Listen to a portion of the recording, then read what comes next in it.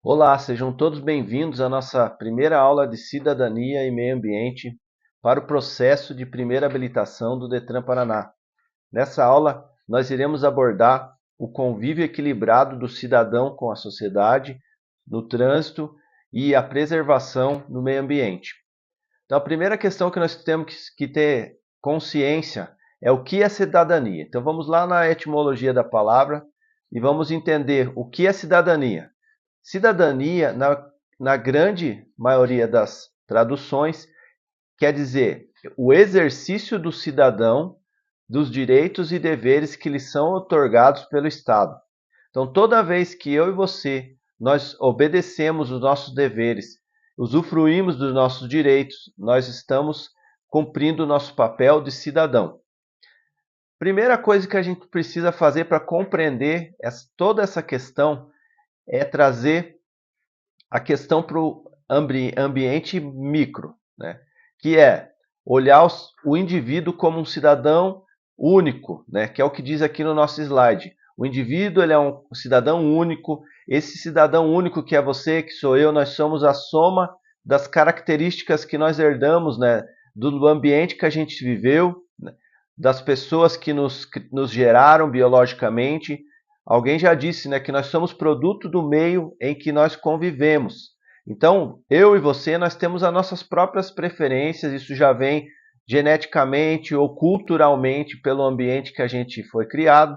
Então, a gente precisa compreender que, às vezes, nem sempre aquilo que é bom para mim é bom para todos. E é isso que a gente precisa compreender. Eu, como indivíduo, ser único, eu posso pensar, posso ter as minhas divergências, porém eu preciso compreender que isso é uma questão individual minha. Por isso que a gente fala o indivíduo, né? A gente traz então para o indivíduo, para que a gente olhe para dentro de nós e entenda, nós temos as nossas preferências, isso nos torna únicos. E não se faz necessário que a gente mude essa questão interna. Porém, a gente precisa compreender, né, que o cidadão ele é um indivíduo que no convívio social ele respeita o próximo, cumpre suas obrigações, usufrui dos seus direitos.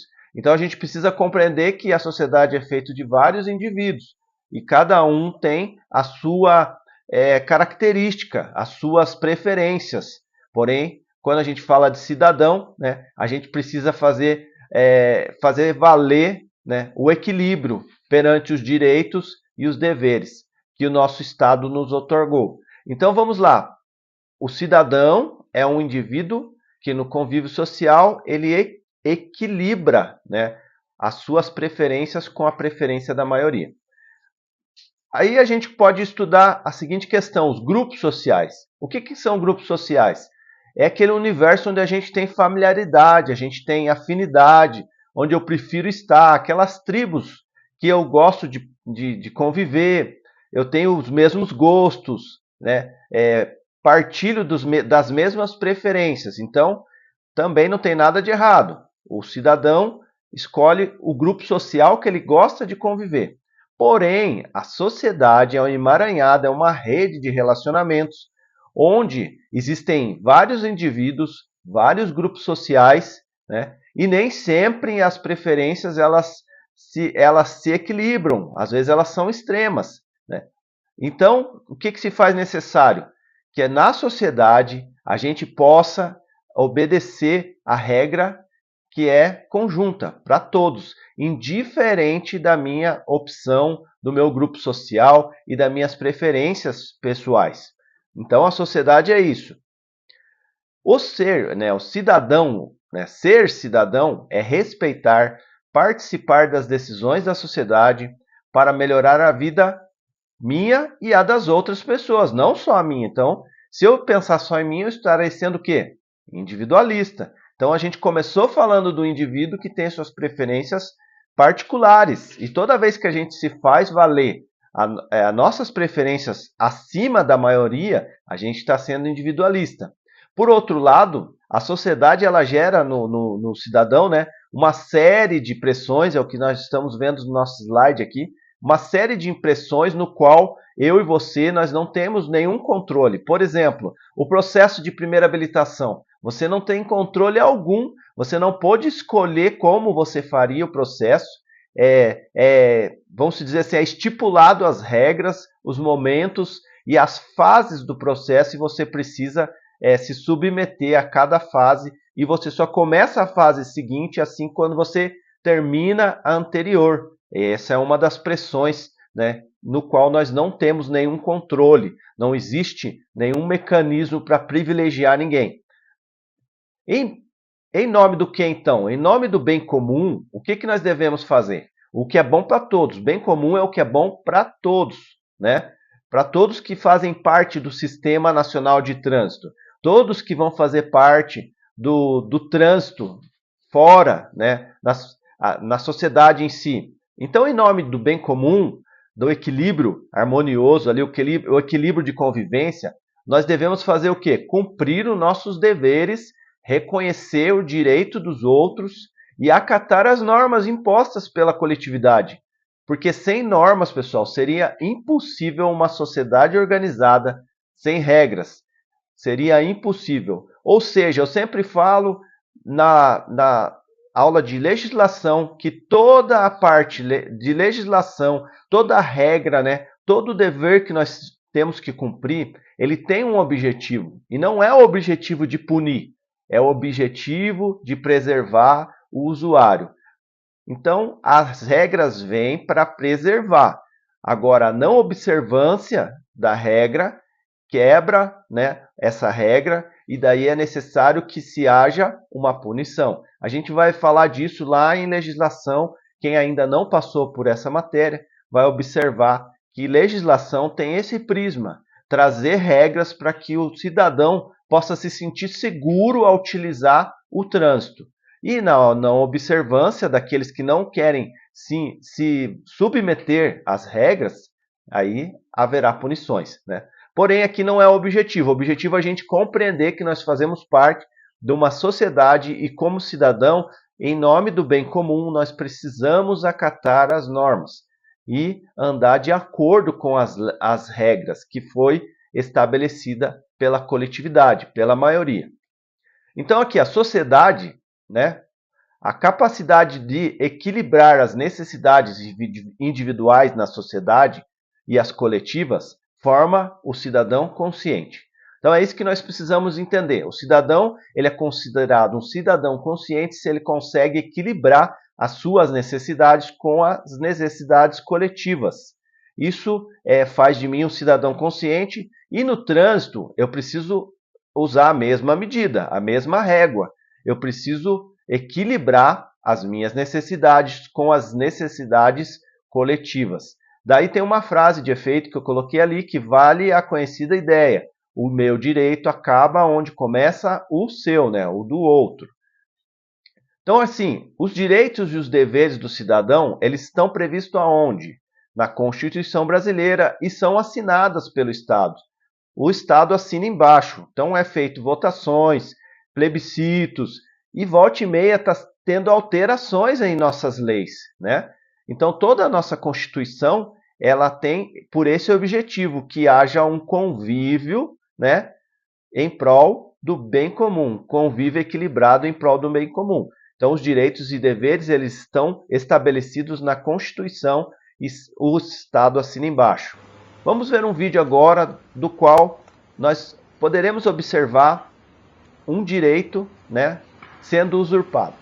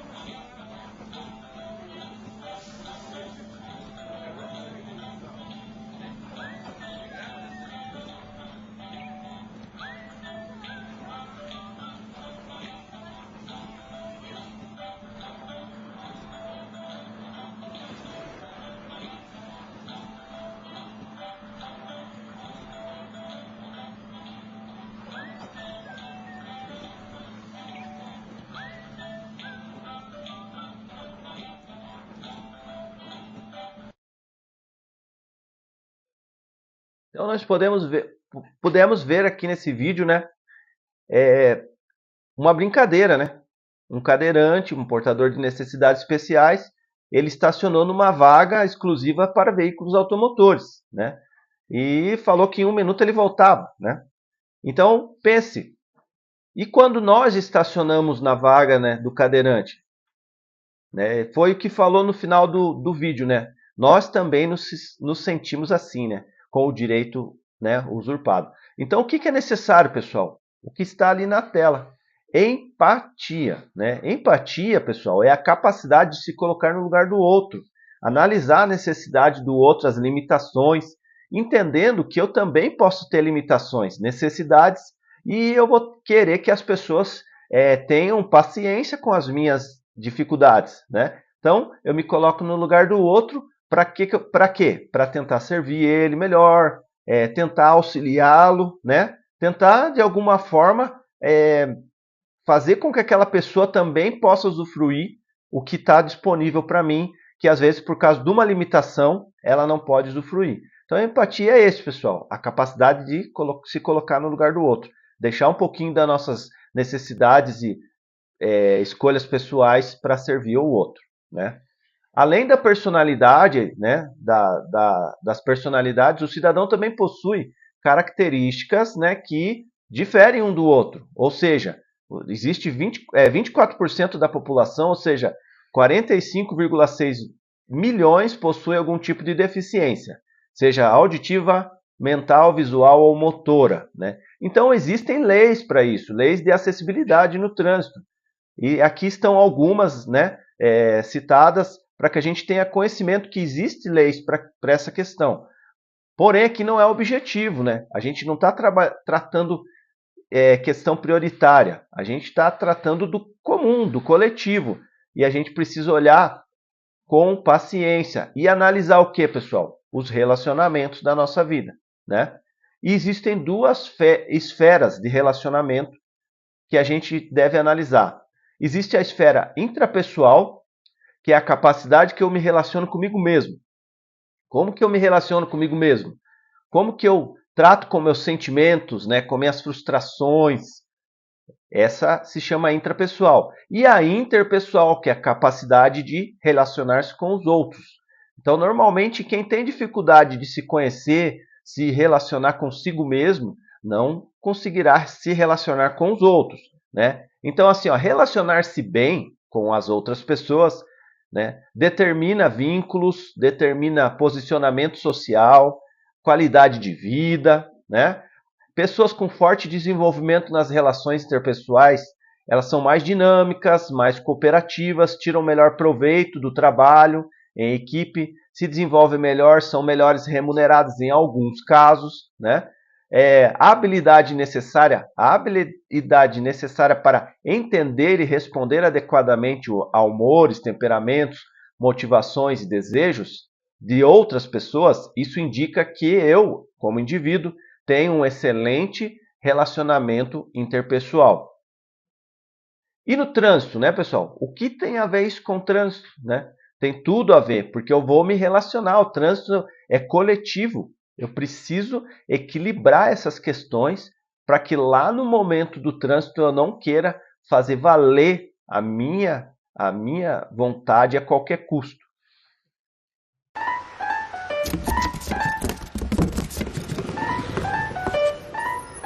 Estacionou no ponto de ônibus?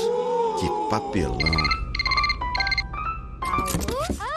Dirigindo e falando ao celular? Que papelão! Fechar cruzamento não dá, né? Que papelão! Evite o papelão. É melhor para todo mundo. Essa campanha demonstra, né, o comportamento papelão, né? Não seja, né, um papelão. Então, assim, o que tem a ver isso com o trânsito? Tudo isso que a gente está falando. Por ser um espaço coletivo e público formado de veículos, pedestres, animais, há uma necessidade de uma convivência equilibrada, harmoniosa entre todas. Então, existem veículos automotores, veículos que não são de propulsão pedestre, veículos de tração animal, veículos de tração humana, né? E assim por diante. E a gente precisa se enquadrar todos ali, cada um, né? Tem que ter o direito de exercer o ir e vir sobre as vias terrestres. Então, assim, convívio social no trânsito. Por ser um ambiente coletivo de muita diversidade e muito complexo, se faz extremamente necessário o convívio harmonioso, equilibrado. Eu já tenho falado desde o começo, né? Esse é o objetivo principal dessa matéria.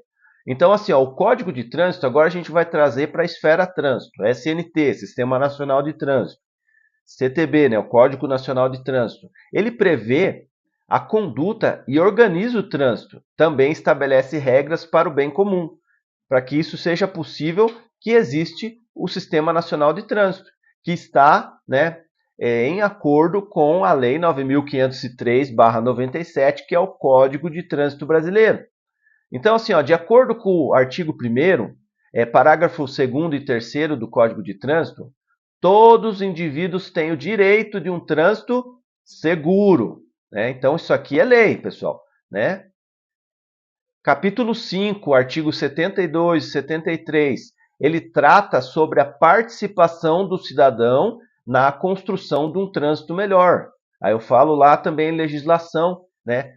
Quais são as alterações que o cidadão pode requerer, né? Perante as autoridades que têm a circunscrição sobre a via. Nós temos esse direito de pedir alterações, inclusões, desde que esteja, né, coerente com as normas de circulação. Isso aí também é lei, né? Então, assim, qual que é a realidade, né? Por que a gente está falando de tudo isso? Porque a realidade, pessoal, ela é absurdamente constrangedora. Quando a gente observa, né, os números da Organização Mundial da Saúde, a OMS, a gente fica, né, com o cabelo em pé. Se não houver uma mudança imediata, esse texto ele não é tão atual. Esse poderia ter índices bem maiores, se fosse um texto bem atual desse ano, né, ou dos meses seguintes, anteriores. Então, assim, segundo a OMS, né, se a gente não mudar o nosso comportamento, né, uma mudança imediata, a estimativa é que até 2020, né, isso foi a primeira estimativa, nós teríamos 1,9 milhões de mortes por acidente no trânsito. Tá? Então eu não conferi se chegou a esse número, porque nós já estamos, superamos já 2020, porém a OMS tinha a estimativa de 10 anos, né? Então ela fala que em 2030, que eram os próximos 10, nós poderíamos duplicar isso quase, né? De 1,9 para 2,4 milhões até 2030, em 78 países. Então, é bastante gente, né? Alguém já disse, o trânsito mata mais que arma de fogo, né? Então, agora a gente vai falar da questão aqui social econômica, tá? Utilitária. Então, assim, os acidentes representam em 3 classes de faixa etária, tá? Então, assim, os acidentes de trânsito é a terceira maior causa de óbito na faixa etária entre 30 e 44 anos. Terceira causa. É a segunda maior causa de óbitos entre jovens de 5 a 14 anos, que nós consideramos a pré-adolescência, né? E é a primeira maior causa de óbitos entre indivíduos da faixa de 15 a 29 anos de idade. Ou seja, a grande maioria que está assistindo essa aula tem essa faixa etária, né? E essa faixa etária, pessoal, para questão de conhecimento, é a faixa etária em que a sociedade considera a faixa mais produtiva. O indivíduo ele é mais produtivo nessa faixa etária, entre os 15 e os 29 anos de idade. É o tempo que o indivíduo engajado na sociedade, trabalhando, estudando, pagando seus impostos, consumindo e recebendo também o seu salário e fazendo toda essa máquina girar, o indivíduo mais produtivo é nessa faixa etária. E a primeira maior causa de óbito está nessa faixa etária. Então há de se, né, analisarmos esse comportamento. Então assim, ó, quais são os indicadores da falta de cidadania no trânsito, né? A gente está falando várias questões, mas agora vamos trazer assim, exemplos, né? Uma das coisas que está no topo é a supervalorização da sua máquina, da máquina, né? Do carro, do veículo, do carro que a pessoa teve condições de comprar, do status social, né? Às vezes o status social ele permite que a pessoa compre determinada máquina e com aquela máquina, dependendo do temperamento da pessoa, ela utiliza, né, o seu veículo para demonstrar poder, né? Que ele tem um status superior financeiramente, então ele quer demonstrar no trânsito poder. Então, a supervalorização da máquina está no topo, tá? A falta de controle emocional, isso aí também tem diversos fatores que influenciam. O egoísmo, né, que entra lá na questão individualista, o descaso com normas de conduta e as leis, falta de planejamento de horário e percurso. Então, esses são os principais indicadores de falta de cidadania no trânsito. Quando eu começo a agir dessa forma, eu estou demonstrando na prática que o que importa é só a minha vontade. Eu não obedeço à coletividade, eu não penso no bem comum, eu não tenho empatia alguma. O que importa é que eu chegue aonde eu quero, no momento que eu quero, e eu esteja na posição que eu quero, porque eu tenho, vamos dizer assim, o direito de ser, na cabeça da pessoa individualista, eu tenho o direito de estar à frente, eu tenho o direito de sobrepor-se sobre você. Então, tudo isso aí é uma questão que prejudica o que, pessoal? O trânsito, o bem comum, a harmonia e o equilíbrio, para que a gente possa ter uma convivência boa na sociedade e no trânsito, na coletividade. Então, assim, qual postura nós deveríamos tomar então?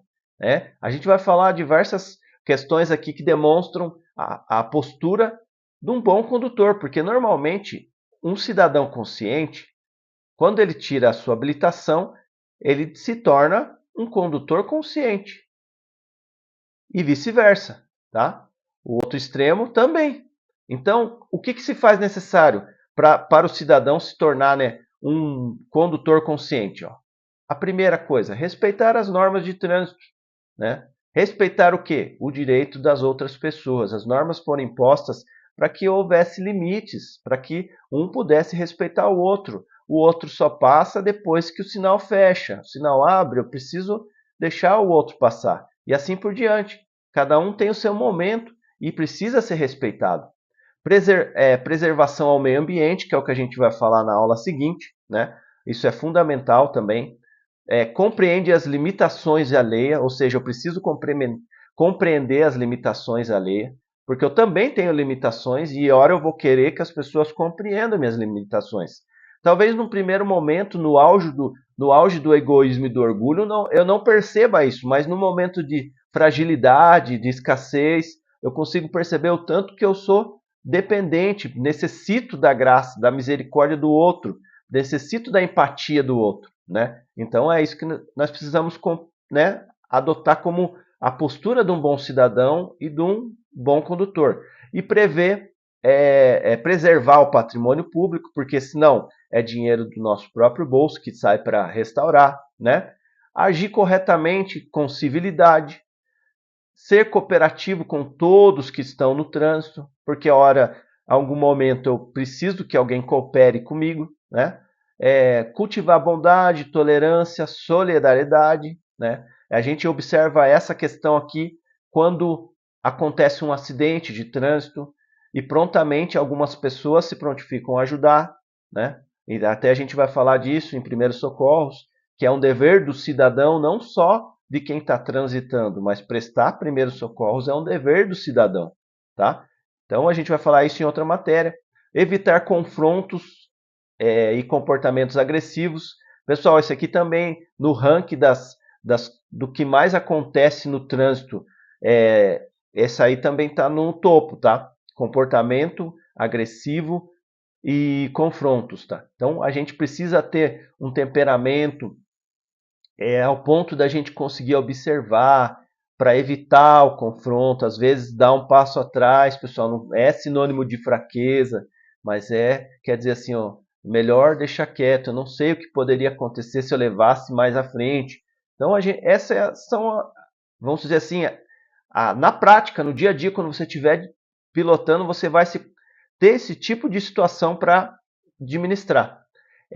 Ser compreensivo com o erro do outro, porque eu também erro, né? Abrir mão da minha exigência própria em favor do quê?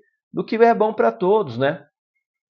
E ficam algumas perguntas para a gente finalizar essa nossa apresentação. Como estão os relacionamentos da minha vida, né? Porque normalmente, como eu me relaciono com as pessoas próximas, tendem a refletir quando eu estiver lá no trânsito, porque eu não conheço ninguém, então eu estou no anonimato, eu não tenho que agradar ninguém, não preciso, né, não preciso demonstrar nenhum tipo de afeto. Então, se eu não consigo fazer isso nos meus relacionamentos, lá fora talvez eu não consiga também. Então, vale uma reflexão interna. Eu sou tolerante com os erros dos outros, né? Será que quando a pessoa erra, eu sou tolerante, observo que talvez atrás daquilo ali possa ter vários fatores, não está isolado a questão. Pode existir vários fatores, pode existir fatores que a pessoa já está carregando durante um tempo, né? Então, será que eu sou tolerante? Porque quando eu erro, eu quero que sejam tolerantes comigo, né? Como eu me comporto na direção? Eu sou agressivo? Sou respeitoso? Qual dos dois será, né? Eu posso optar, ou ser respeitoso ou ser agressivo. Programo meus trajetos e saio de casa com antecedência. Aliás, né, pessoal, o atraso é um hábito. Não é que a gente se perdeu no horário, acordou atrasado. Normalmente, chegar atrasado é um hábito, é um estilo de vida. A pessoa pode se arrumar, estar pronta e mesmo assim sair atrasado. Isso aí, vamos dizer assim, é um estilo de vida, né? Então, se vale policiar, né, essa questão. Tenho paciência e sou amigável e cortês quando eu posso, né? Por exemplo, tem uma faixa de pedestre. Quando eu vejo ali uma família a atravessar, o carro de trás não está tão longe, não está tão perto. Eu posso parar na faixa, que aliás é um dever do condutor, dar preferência para o pedestre na faixa, né? Eu posso parar, mesmo que não tenha sinalização, eu posso parar, deixar eles passar, terminar a travessia e depois eu continuar, certo? Se eu fizer isso por primeiro, quem vier atrás vai ver que eu parei, vai entender o motivo e também vai oferecer o direito de passagem para aquela família. Essa questão, né? Ser paciente, amigável, cortês, agir como um condutor cidadão. Será que eu tenho esse objetivo quando eu estiver lá dirigindo, em ser um condutor cidadão? Então fica essa dica, pessoal. Essas são as perguntas para a gente refletir. E eu termino a nossa ministração de hoje, né? A aula de hoje, com uma frase, né? Quem faz o trânsito, pessoal? Está aqui na nossa tela. Quem faz o trânsito sou eu e você, né? A sociedade não se constrói sozinha. A maioria das coisas sociais, ela precisa da coletividade. É necessário que as pessoas entrem em conjunto, em consenso, né? Para que as coisas sejam possíveis, eu preciso do meu semelhante. Eu não posso adotar uma postura individualista no trânsito. Isso só vai me prejudicar, vai prejudicar meus familiares e eu posso me envolver em uma situação que talvez eu tenha que administrar e lá na frente eu posso vir a refletir com remorso por que eu fiz aquilo, né? Eu poderia ter deixado para lá.